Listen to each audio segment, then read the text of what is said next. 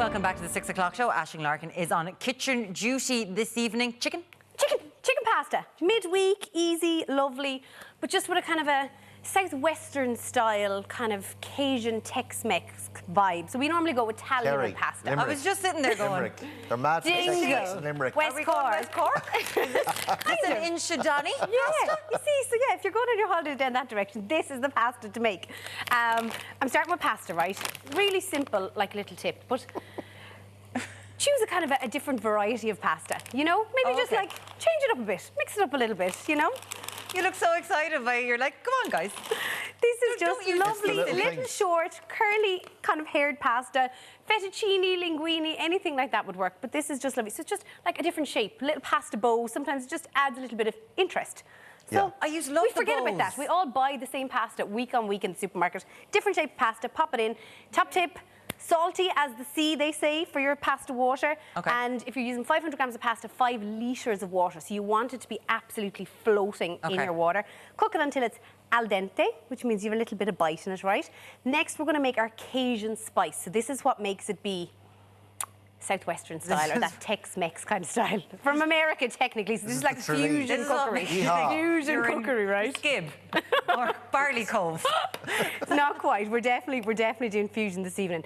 Cajun seasoning, you can absolutely buy it, right? You can totally buy it, but it's really, really easy to make. Okay. So I have smoked paprika. So the top tip is 2 parts smoked paprika to 1 part everything else. So my good old friends, onion powder and garlic powder, they come out so much, but they're just so handy because they add so much flavour. Turmeric, which gives it that lovely yellow colour, and oregano, which we kind of normally associate with Italian food, but actually in this style of Cajun seasoning, it goes really, really well. So that's your seasoning done, and we're going to use the seasoning in 2 places.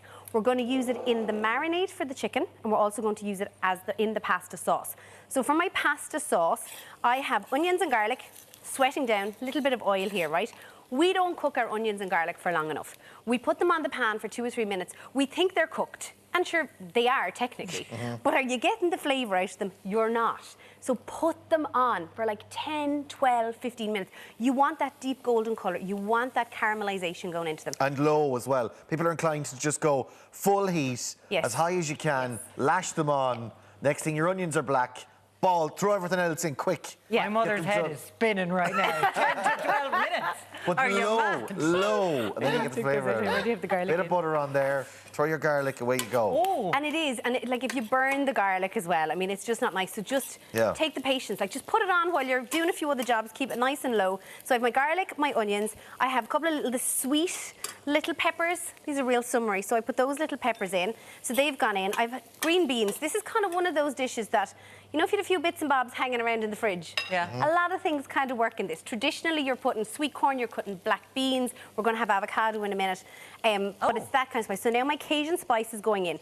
Really important. You want to cook out your spices. So always just put your spices in. Leave them that minute or 2 to kind of cook out, right? So there, and you can see even the turmeric. So it's bringing that lovely kind of golden, creamy yellow colour, which is really nice. We're going to pop those in. Into that goes a half a chicken stock cube.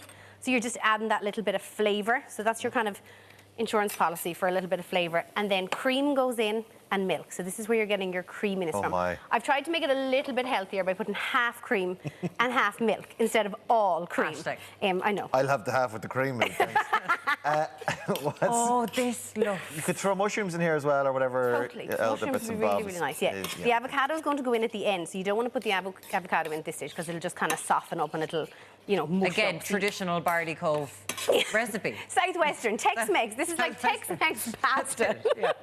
Sweet corn is going in, and I'm going to turn up that heat for a sec, and we're just going to let that kind of simmer and bubble away, and we're going to put the pasta in. So the pasta, I've already have some pasta cooked. Now let me tell you about the chicken. Flexitarian lifestyle, you know me, a little bit closer to healthy. So we're using slightly less chicken. So for 4 people, we're using 2 chicken fillets. And we're slicing them lengthways, so butterflying them. So out of your 1 chicken fillet, you get your 2 pieces, And what I've done is I've some of them already in here. So I've soaked them or marinated them in buttermilk. So buttermilk has lactic acid. That acid tenderizes the chicken, keeps it really juicy on the inside. We're going to have a crispy on the outside. So rather than just putting your chicken into your pasta, it's nice to kind of serve it on top. And I have a mix of breadcrumbs here, so I just put a little bit of spice into my breadcrumbs, a little bit of turmeric, again, for colour. These are regular breadcrumbs. Totally use panko breadcrumbs. You don't need egg. You know the way normally you kind of think, oh, I have to dip my chicken in flour and egg and breadcrumb. When it's in the buttermilk, you can just take it straight. Oh, really? No, and straight in, okay, and the I didn't know that. Because I've often had, like, buttermilk chicken out, or, you know, and I've wondered how they do it. Yeah, and traditionally it's fried. So you'd have it like fried on, you know, deep fried. Okay. So this is the really healthy version of your deep fried buttermilk chicken. Baking this, is it? Yeah. Baking it. So on the tray, on parchment, when you put it on parchment paper, A, it saves you on wash up, but B, you don't have to use as much oil. So you don't have to put oil on the bottom. I've used spray oil here, a spray olive oil. I'm just going to spritz them, and then they go in the oven, and you bake them in the oven like that. So you're getting that crispy crumb, you're getting it really, really tender. So about 180 in the oven. I'm going to do this. Classic 180, 15 minutes. They're really thin, so they cook really, really quickly, I love when you bring buttermilk into the studio. It's always amazing. It's so good. It really is. Pasta's cooked, so I'm going to pop my pasta into the sauce. It's bubbling away really nicely. That's it. Like, guys, it's that simple. I'm just going to pop another little drop of cream, and I better not forget the milk. Oh, yeah. Milk going in. Stir that all around. So I've obviously strained off my pasta. You could add a little bit of Parmesan cheese. You could add a little bit of crispy bacon, would be quite nice. So we're going to serve this up, and we're going to serve the chicken on top. So I'm going to slice up the chicken now as well. Oh, that looks have that ready? delicious. It's really creamy, really lovely. Will you marry me? Are you? Let's run away together. Let's run away to Skibbereen together. Actually, Southwest and be happy with our pasta all together. You and me. Sounds idyllic. Loads of messages on WhatsApp this evening. Jamie got in touch. Your name could be Rash. Oh, sorry, what? Your portmanteau, your name, Ray and Ash. Rash. Yeah, the Rash Shack. The Rash says, look out, Skibbereen, here we come.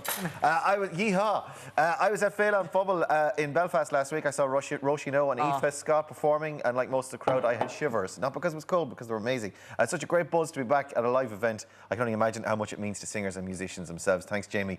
Paul texted in as well. Great to see Speedo Mick on the show tonight. He's an inspiration. He's a legend. He's fantastic. I've been following his journey on Facebook for months. And Jack said, how is Mick going to survive the winter months walking around Ireland and the UK in a pair of Speedos? Is beyond me. Fair play to him. Well, I think he's hardened. He is hardened to it. He's been doing this for years. Yeah, he swam the English Channel. He knows what to do. We'll be doing this in preparation. It's in up. November. The chicken's on top of the pasta, guys. Here we go. Can we just go to credits now? Now, what's happened here? What's going on with the avocado? So I sliced up the avocado, half an avocado, just cut it kind of long ways and then in little cubes. So we're going to dot that over the top. And then I've got a little side salad to go with it. And you've got the little hint of the spice, creamy sauce, a little bit of basil on the side, and you've got your crispy chicken on top. So good. Nice. Really quick midweek dinner. It smells amazing. I've got my horse outside. Me and Aisling are going on the horse. She's going on the wagon. She's going on the wagon. Oh, right, she's going on the wagon. We're going to be going. The spotter's going down the road. It's not Aisling Tuesday. You're off next Tuesday. I'm off next Tuesday. She's off next Tuesday, but she'll be back after that.